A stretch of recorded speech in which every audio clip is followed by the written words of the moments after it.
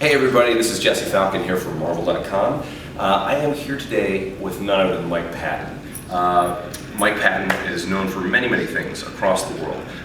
He's an incredible vocalist. He owns Supercat Records. He's a vocal artist and an actor. But today we're going to be talking to him about the voiceover work you've done for The Darkness. You play the monster in The Darkness. How did you first get contacted to get involved with this project? For the first game, basically the phone rang. I picked it up. They were just kind of, I think, trying to gauge my interest. It was the Darkness 1. It was the Darkness 1, and it was the developers that developers, yes. Okay. And they called you directly? Well, I called my guy. Okay, they called your guy. But since I'd never done anything like that before, yeah. And they were, I think, going a little bit out on a limb. And were they big? Would you feel like they were just big Mike Patton fans? They were music guys. Okay, great. Yeah, music guys. So that made me feel a little bit more comfortable. But they were also, I know that behind the scenes there was pressure to get a real voice actor. So, they took a pretty big leap of faith by, asking me, and I realized that. And I also saw it as being a total challenge. Hey, I've never done this before.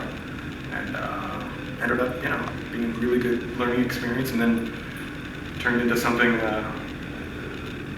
larger and longer and even more gratifying. Yeah, I was cool today when at the panel they were talking about The Darkness 2 and the development, and then they announced that The Darkness is actually going to be, they're going to look at that as a live action feature, so that could develop possibly for something. Did you work on the feature film that you did, and I'm blanking on it. It's the Robert Matheson book that got turned into a film. That was originally the Omega Man. I Am Legend. I Am Legend, yeah. You did the voiceover work for the creatures on that as well? Yes. Did that happen after Darkness 1? Yes. So, I think so. Do you think that those two things were correlated? People in the voiceover community were like, oh, yeah.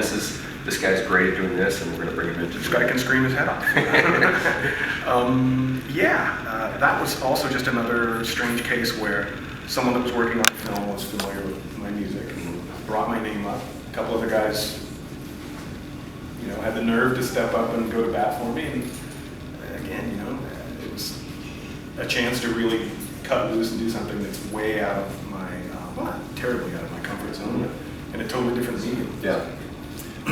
So, are you a big gamer? Not big. You're a big, not big. I'm a casual. Okay. When you say casual, my friends say that I'm a big gamer, but I noticed today when I showed up, sitting on that panel, those guys are the real gamers. Okay. Well, let's talk about that for a second. This is your first Comic-Con, right? Yes. What have your impressions been so far of being in that big hall? Did you walk through the hall at all? No. Oh, you did? So I can't say that I've fully experienced it yet. Okay. But I've certainly been talking a lot about it today. Yeah. But yeah, before I split, I definitely want to dive in and check out the freak show. Yeah, you should. It's pretty crazy. I mean, you've been, obviously in your career, you've done a lot of events, a lot of huge festival shows. Has there ever been a show that has kind of had this kind of like fan reaction where people dress up and get into character parts in the way that this show is? No. Okay. I'm trying to think of something. Wow. I mean, to a lesser extent. Like I remember playing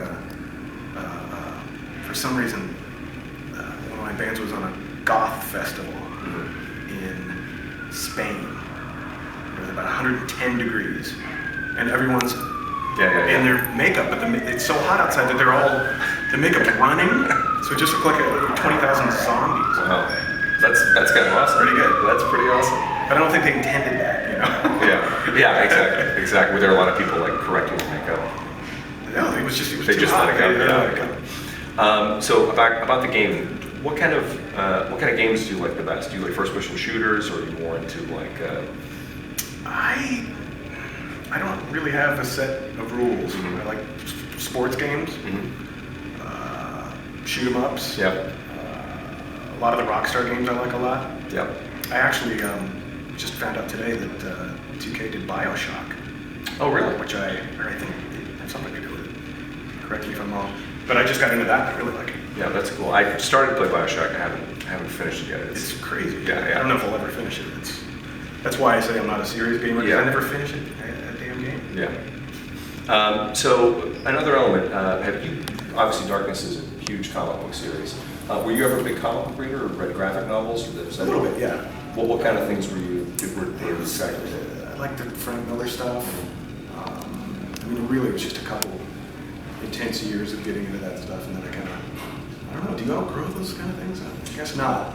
I haven't. So, I'm okay to say that. Yeah. So, no, I get it. I jest. But, no, I kind of am not as into it as I used to be. Okay. A couple last questions. So, I got to see both the New York Faith No More shows last year in July, and they were both amazing. Are Faith No More going to be recording any more albums, or are you guys looking to the future at all? Yeah, not in the docket really, Okay.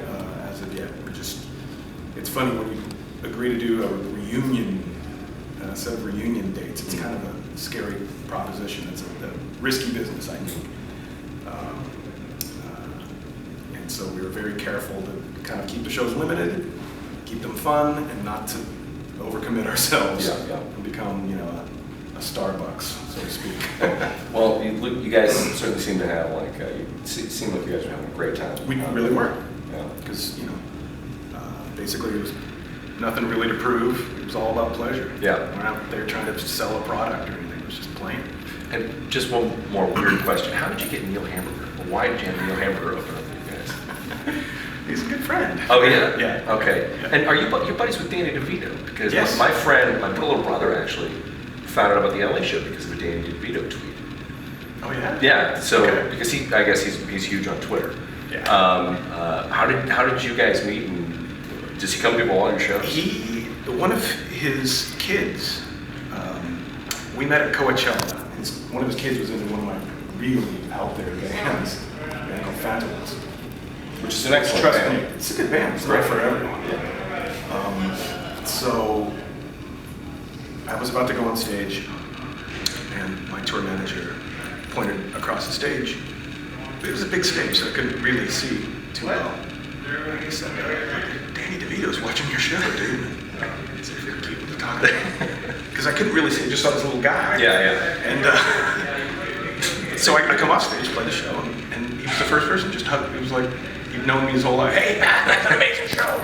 Been friends ever since. That's awesome. Really sweet guy. That's awesome. Really generous and really super creative guy. And yeah, he's family now. Yeah, that's great. That's awesome. Hey, listen, Mike, thank you so much for your time. I really appreciate it. Yeah, I hope you get to get out back on the floor and I gotta enjoy some check it out. comedy. Thanks, everybody. Good. Thank you so much, Mike. Yeah. Marvel, your universe.